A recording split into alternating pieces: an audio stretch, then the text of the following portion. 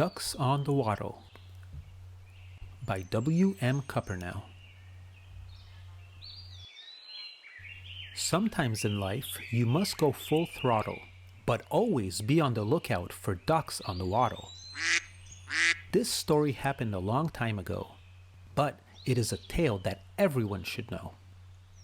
Quacker the duck found a new lake. He saw lots of ducks there as the sun baked.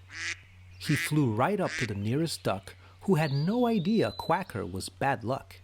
He said, "Hi, my name's Quacker, and I'll make you a bet. I think I have the best quack that you have heard yet." Quacker was right. His quack was the best, but he woke up all the other ducks from their afternoon rest. Yes, it is true Quacker's quack was just like a song. The only problem was he quacked all day long.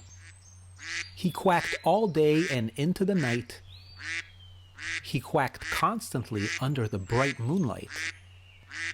Finally, two ducks flew over, asking him to stop all quacking. But he would not stop no matter who was asking. All the other ducks could not sleep and were getting no rest. The other ducks were angry Quacker had ruined their peaceful lakeside nest. When Quacker was near, they all began to scatter, and flew to the other side of the lake to avoid all the chatter.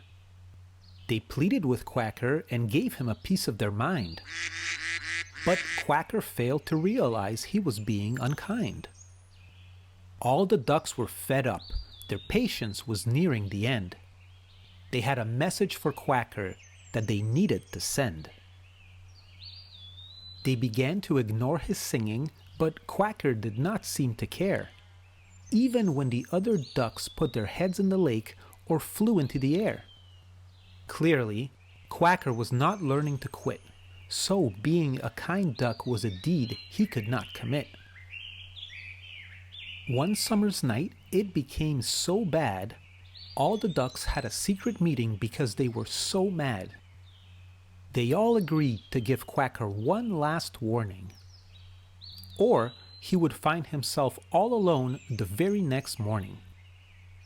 So, all the ducks agreed to gather around to warn Quacker a final time to stop making quacking sounds. They all went up to Quacker the duck, who kept on quacking and pushing his luck. The lead duck spoke first, before another added in too, all of them hoping Quacker would take a clue. The leader duck said, "Quacker, listen to what we have to say.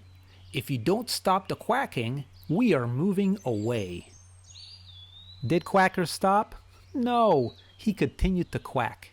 So now all the ducks were forced to act. They patiently waited until Quacker fell asleep, as that was the only time Quacker did not make a peep. They made sure they did not wake Quacker. They did not take to the sky. They just would waddle away quietly, or at least they would try.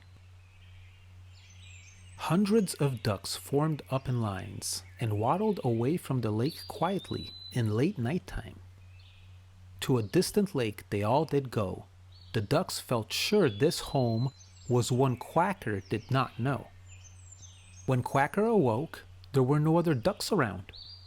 No one was there to hear his quacking sound.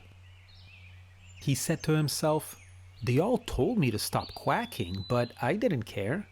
Now all the other ducks have gone away somewhere?" Quacker decided right then to change his ways, and to listen, not just quack all through the day. He vowed to find the ducks and took to the sky to show them he had changed. He would give it his best try. Quacker flew far and wide and followed the duck prints. Luckily, all the duck feathers gave him good hints. Finally, after coming to a lake in a clearing in the woods, he shouted, "I knew I would find them! I knew I could!"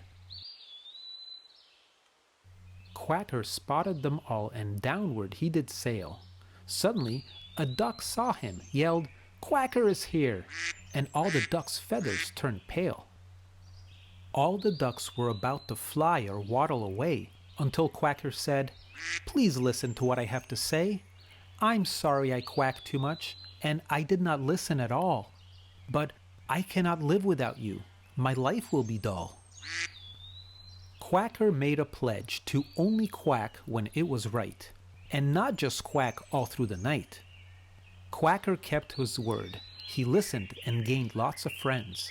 He changed his ways and made amends. Remember this story. Use Quacker as a model, but be on the lookout for ducks on the Waddle. The end.